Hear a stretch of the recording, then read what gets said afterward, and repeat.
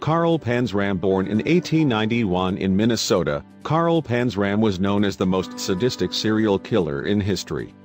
One of his most infamous attacks occurred in Lobedo Bay, Angola, where he hired 6 local guides for a crocodile hunting expedition, and waited until they were out on their hunt to kill them all.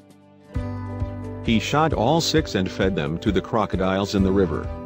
Anyone who might have expected or wanted him to show some remorse would be disappointed.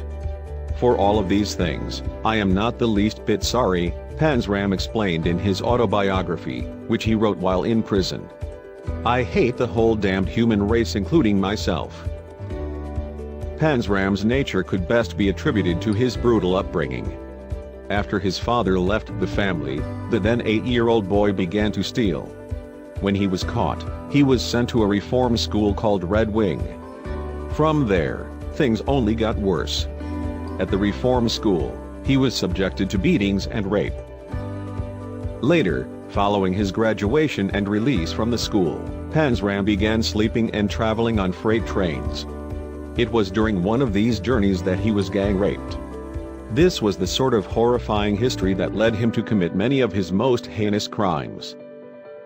In 1918, shortly after being released from a prison in Oregon where he was beaten, hung from rafters, left in solitary confinement, and forced to eat cockroaches, he committed his first murders.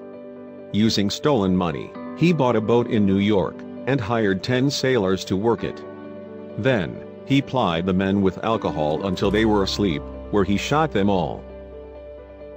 Panzram wasn't finally sentenced to death row until, during a 25-year sentence in Kansas's Leavenworth Penitentiary, he crushed the skull of a laundry foreman there with an iron bar.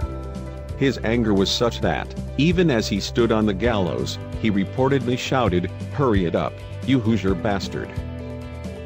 Eventually, Panzram's autobiography was published in 1970, titled Killer, A Journal of Murder. The writings provided a pivotal glimpse into the mind of a madman who admitted to 21 murders and countless rapes of young boys and men. By knowing how a monster like this was created, and how his mind worked, the hope is that others like him can be stopped. Or better yet, never created in the first place.